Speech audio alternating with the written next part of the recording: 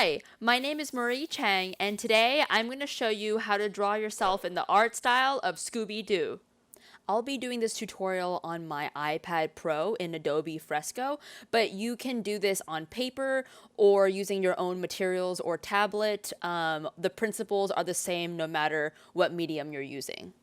So, as I usually do when I start out, I looked up some of the Asian characters in Scooby Doo just to see what the features look like and have some kind of a reference point. Something else I want to mention about Scooby Doo is that there's so many different iterations of it, and even though I'm choosing to draw myself in the style of Scooby Doo, Where Are You? You can choose any of the other, versions and just reference those images.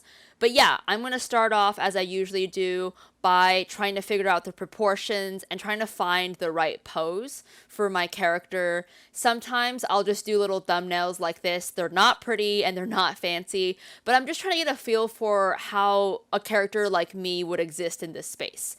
And whenever I get stuck, I just do kind of a construction line breakdown of the existing stills to see, how would this character carry their weight? What are the proportions? And to get a better sense of how I can design myself. So I'm mostly going to reference, I think, Daphne because we are the most similar in terms of proportion and height and also just the style that I was going for, especially with the outfit and the photo that I chose to reference. It's definitely a little bit more girly than how I would typically dress, but I thought it would be cute, and I've always wanted to see, what the whole skirt and knee-high socks would look like in this world, so I think I'm going to give that a try. If you're drawing this digitally, I recommend you just to do a bunch of really rough sketches in a notebook or something, just to warm up and get a feel for it. If you're doing this digitally, you can do what I'm doing. I know this is totally noodling, and usually you want to make more confident lines. But whenever I'm learning a new style, and this was my first time drawing in this style, I just feel a little more comfortable doing that really rough, hideous sketch. And once that's at a level that I'm comfortable with proportion-wise, I'll start doing this, which is rough line art. And with the rough line art, what I'm trying to do is to capture the volume and the same proportions from that rough sketch, but just get it a little more clean, make sure it feels like I'm standing on something solid, and not have to deal with, all those random lines I made because I wasn't super confident or sure of how I wanted to draw that character. Here, I'm just going to rough in the outfit and try to approximate the way I think my costume would fit on this kind of structure. I'm trying to figure out, do I want to be wearing this type of shoe or this style of that? And a lot of times I don't really know until I draw it out. And so I'm just going to do this really loosely and try to figure out the best way for me to accommodate my actual photographic reference, but also make my, clothing look like it fits the show.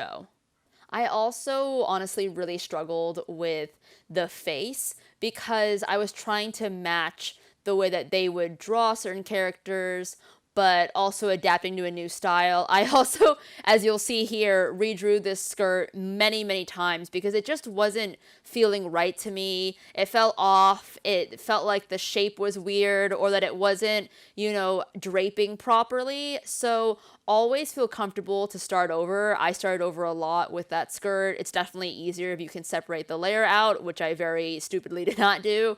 But, just know that you want to spend some time to get it right. And even this isn't perfect, but I was pretty happy with it at this point. And then I just went through and wanted to clarify some of the perspective in my arm. I wanted to make sure that it felt solid, that it felt like it was actually turning in 3D space in a proper way. And I keep inverting my image so that I can see it from different perspectives and get a better idea of whether it's moving in the right direction. So at this point, I had roughed in the general idea.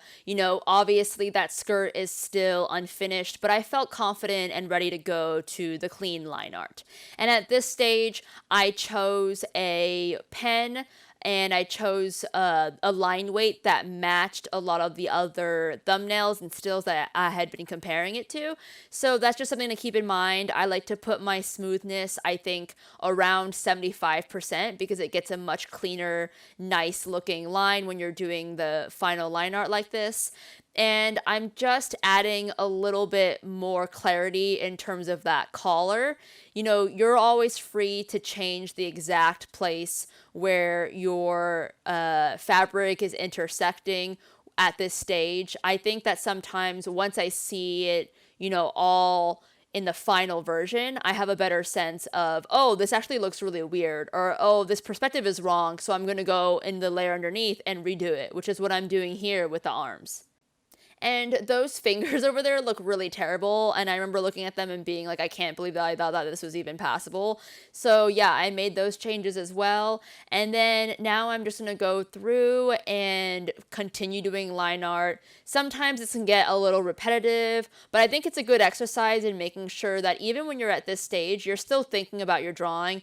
You're not like mindlessly tracing. You still want to consider volume and proportion and make any adjustments that you need. I also like to use a typical design rule that has been taught to me, but you want to think of curves against straights. And so when I'm drawing this arm, one end has more of a straight line and the other end is where I choose to highlight the detail. It's just a little bit more pleasant on the eyes, and it also is an option of simplifying that shape and retaining the detail of how a fabric would scrunch up without making it feel too busy and distracting. For the feet, I just drew that entire shape and I figured that I would draw the shoes within this frame, so that's what I'm doing now. I also added those weird like knee dimples, which I don't have, but it seems like that's a way that they draw a lot of the women, and I thought they were an interesting look. I'm not sure if they really are what I think of when I think of Scooby Doo, but I decided to give it a shot